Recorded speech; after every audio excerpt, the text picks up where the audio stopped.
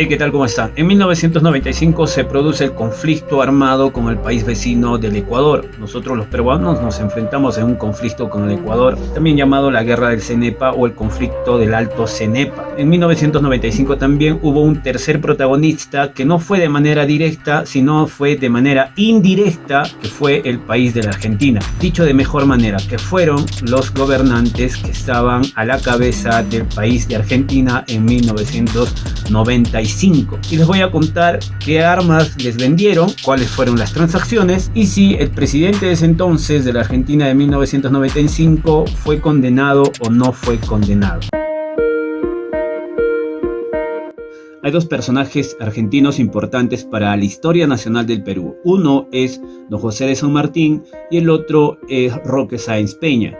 El primero vino al Perú en la corriente libertadora del sur, llegó a la capital de Lima y proclamó la independencia del Perú un 28 de julio de 1821, que hasta ahora nosotros celebramos esa misma fecha, nuestra independencia. El segundo fue Roque Sáenz Peña, que luchó al lado de los peruanos en la Guerra del Pacífico y luego fue presidente de la República de la Argentina. Estos dos personajes importantes para la historia nacional del Perú refleja el grado de lazos de cordialidad que nosotros tenemos con el país de Argentina. En 1879, cuando se produce la Guerra del Pacífico, obviamente que tuvo injerencia del país de Inglaterra, injerencia sobre todo en las tropas chilenas o en el accionar chileno, que obviamente ellos lo niegan, pero nosotros sabemos la historia y que tuvieron ayuda de los ingleses. Desde esa fecha, nosotros tenemos una espinita clavada con los ingleses hasta el día de hoy. No tenemos buenas relaciones con el país de Inglaterra, los peruanos, hay que decirlo. Se da la casualidad que en 1982, cuando se produce la guerra de las Malvinas que enfrentan a Inglaterra y Argentina, nosotros teníamos la posibilidad, uno, histórica, de ayudar a un país que siempre nos ha ayudado a los peruanos, y dos, de sacarnos el clavito con los ingleses, y obviamente teníamos que ayudar. Y ayudamos en la triangulación de la compra de aviones Mirage de Israel hacia Argentina. Bueno, hay bastantes canales que explican este tema sobre la triangulación que tuvo Perú, Argentina y el país de Israel para que se vengan los Mirage y no se vengan a Perú, sino sean trasladados a Ezeiza. Y nosotros triangulamos eso, con el riesgo de que en esa triangulación, si es que salía mal, Inglaterra nos declarara la guerra a los peruanos. Y con el riesgo también de perder oficiales peruanos, porque los oficiales peruanos que fueron a dejar a los Mirage, a los oficiales argentinos, deseaban quedarse para poder luchar esa guerra. Y bueno, nosotros hicimos eso por el agradecimiento eterno que les tenemos y les debemos por esos dos grandes personajes a los argentinos. El 17 de febrero de 1995, el agregado aéreo del Perú en Buenos Aires, coronel Rafael López Alvarado, advirtió al jefe de inteligencia de la Fuerza Aérea de Argentina, brigadier Roberto Manuel de Sá, sobre la salida de embarques clandestinos de armas de ese país con destino a Ecuador. Luego de Sá, narró que López Alvarado le manifestó tener información de que el aeropuerto de Ezeiza podía sacar armamento que fuera a parar a Ecuador. El avión vendría de Miami y pasaría por Ezeiza rumbo a Ecuador, que la empresa que realizaría el traslado era Fine Air y que el traslado se produciría ese fin de semana.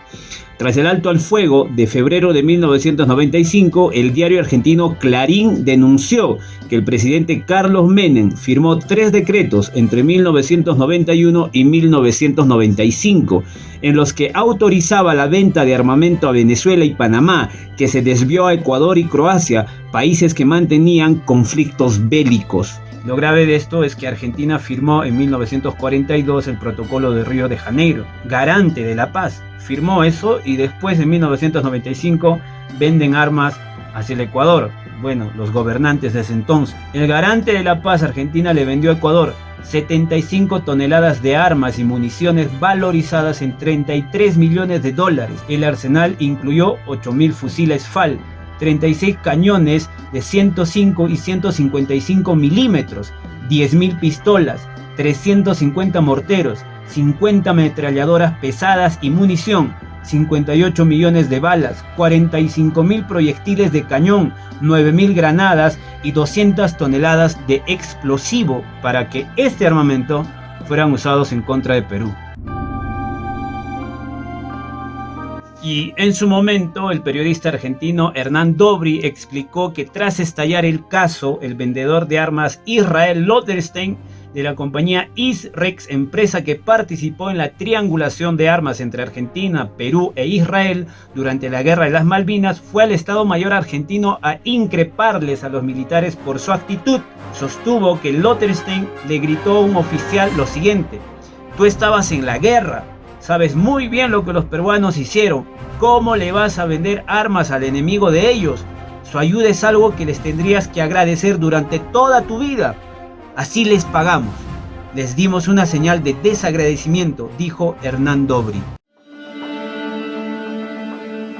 La Cámara de Casación de Argentina absolvió al expresidente Carlos Menem por un delito de contrabando agravado de armas a Croacia y Ecuador entre 1991 y 1995, por el que había sido condenado de manera previa a 7 años de prisión. Para exonerar a Menem, la justicia consideró que se superó el plazo razonable en la causa. El litigio se demoró de manera prolongada durante 2 décadas y la defensa calificó el fallo de realmente justo para el ex jefe de gobierno Carlos Menem. A los peruanos no nos sirve de nada, a los peruanos nos sirve que Carlos Menem debió condenar prisión por el alto grado de traición que cometió frente a todo el pueblo peruano.